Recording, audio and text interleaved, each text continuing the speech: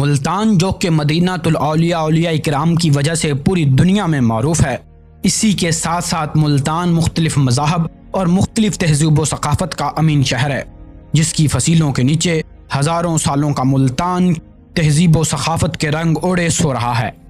ملتان برصغیر کے قدیم ترین شہروں میں سے ایک ہے، تصوف اور تاریخی فن تعمیر کی سرزمین۔ سینٹ میری کیتھیڈرل چرچ ملتان پاکستان میں ایک کیتھیڈرل اور تاریخی یادگار ہے۔ سینٹ میری کیتھیڈرل چرچ ملتان 1848 میں تعمیر کیا گیا تھا، جب پنجاب برطانوی ہندوستان کا حصہ تھا۔ چرچ میں درج معلومات کے مطابق سینٹ تھامس پہلا عیسائی سینٹ تھا جس نے پہلی صدی عیسوی میں برصغیر کا دورہ کیا اور محمد بن قاسم کے سندھ میں داخل ہونے سے قبل مسیحیت کے پھیلاؤ کے لیے بڑے پیمانے پر کام کیا۔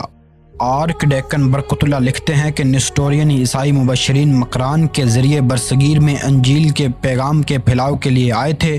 اس رستے کو آخرکار پہلے مسلم فاتح نے بھی اپنایا تھا۔ تقریباً 1818 میں برطانوی راج کے آغاز سے پہلے ہندوؤں اور بعد میں مسلمانوں نے ملتان برصغیر پر حکومت کی۔ دیوان مول راج سکھ ملتان کا حکمران تھا جب برطانوی فوج نے پہلی بار 7 سپتمبر 1848 کو جنرل واش کی قیادت میں شاہی ہندوستانی فوج اور بہاولپور کے نواب اور مقامی فوجوں کے ساتھ مل کر ملتان پر حملہ کیا۔ حملہ شروع ہونے سے پہلے ایک بین المذاہب دعا کا انعقاد کیا گیا جس میں فتح کے لیے دعا مانگی گئی۔ بالآخر جنوری 1848 میں ملتان انگریزوں کے قبضوں میں چلا گیا۔ پھر انگریزوں نے اس چرچ کی بنیاد رکھی۔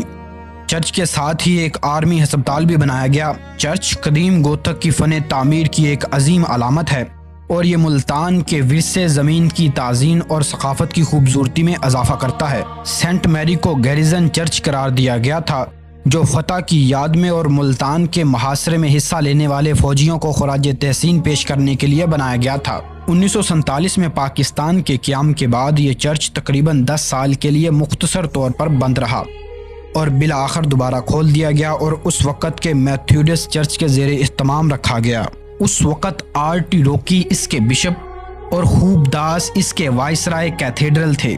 جون 2011 میں روڈرک پال کو پاکستان کے ملتان چرچ کے بشپ کے طور پر پادری سہراب ولیم کے ساتھ پیرش پادری کے طور پر تقدیس کی گئی۔ یہ ان کے مکمل تعاون کے ساتھ کمانڈر 2 کور اور گیریزن کمانڈر کے آشیرواد کے ساتھ اسٹیشن کمانڈر نے کیتھیڈرل کے تزئین و آرائش اور ڈھانچے کو اس کی موجودہ شکل میں بحال کرنے کا کام کیا۔ سالوں کے دوران عمارت نمایاں طور پر خراب ہو گئی تھی۔ ایک مشترکہ کوشش میں پاکستان آرمی اور ملتان کی سول سوسائٹیز نے کیتھیڈرل کی بحالی کے لیے بڑے پیمانے پر تزئین و آرائش کا کام کیا۔